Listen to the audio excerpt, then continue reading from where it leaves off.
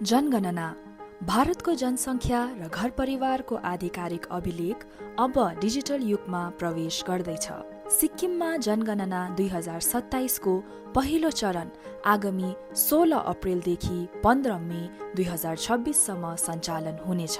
पहिलो पटक जनगणना 2027ले स्वगणना प्रणाली सुरु गर्दैछ, जसले तपाईलाई आफ्नो घरको सूचीकरण तथा आवास सम्बन्धी विवरण स्मार्टफोन वा कम्प्युटर मार्फत सुरक्षित रूपमा आफै भर्न सक्ने सुविधा दिन्छ। यो प्रक्रिया छिट्टो अनि सटिक छ र तपाईलाई जहाँसुकै जुनसुकै बेला आफ्नो गणनामा सहभागी हुने अधिकार दिन्छ। सिक्किममा स्वगणना कार्य 1 अप्रेलदेखि 15 अप्रेल 2026सम्म सुरु हुनेछ। यो प्रक्रिया सरल र सुरक्षित हुनका साथै केही सहज चरणहरूमा नै सम्पन्न गर्न सकिन्छ। आफ्नो वेब ब्राउजर खोल्नुहोस् र se.census.gov.in मा जानुहोस्। यो आधिकारिक पोर्टल तपाईको क्षेत्रमा घर दैलो जनगणना सुरु हुनुभन्दा ठिक 15 दिन अघि सुरु हुन्छ।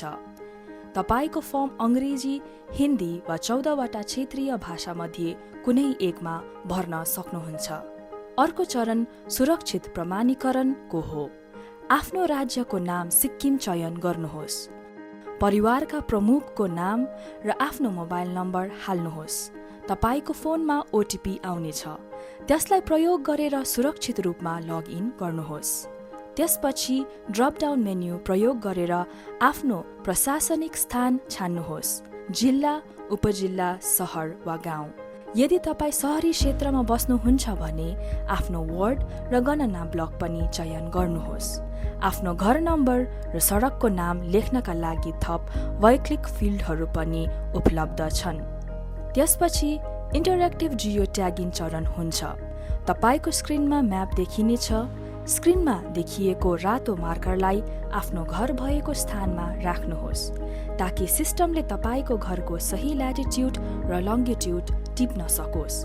त्यसपछि तपाईले 33 बुन्दाको HLO प्रश्नवाली पूरा गर्नुहुनेछ, जसमा घर आवासका विशेषताहरू, आवश्यक सुविधा र घर परिवारका सम्पत्तिहरू समावेश छन्।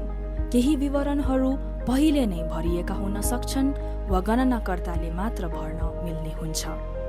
प्रत्येक चरणमा डिजिटल सहयोग उपलब्ध छ। कुनै शब्द बुझ्न गाह्रो भएमा टुल टिप्स वा FAQ भिडियो प्रयोग गर्नुहोस् र बीचमै रोकिनु परेमा सेभ एज ड्राफ्ट प्रयोग गरेर पछि जारी राख्न सक्नुहुन्छ।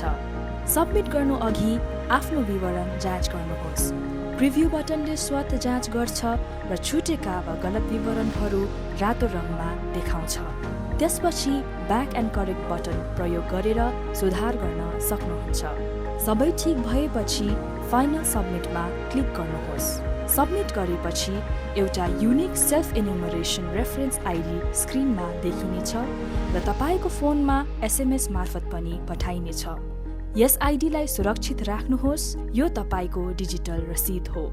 30 दिनको फिल्ड भ्रमणको क्रममा गणनाकर्तालाई आफ्नो 15 अङ्कको रेफरेन्स आइडी दिनुहोस्। उनीहरूले तपाईले पहिले भरेको विवरण HLO एपमा डाउनलोड गरी तपाईको घरमै भेरिफाई गर्नेछन् र नेसनल सर्भरमा सिङ्क गर्नेछन्। स्वगणना विकल्प प्रयोग गरेर जनगणना प्रक्रियालाई छिट्टो, स्मार्ट र भारतको भविष्यका लागि अझ पहुँचयोग्य बनाऊ। जनगणनाबाट कल्याण, जनगणना 2027 गणनामा सहभागी बनाऊ।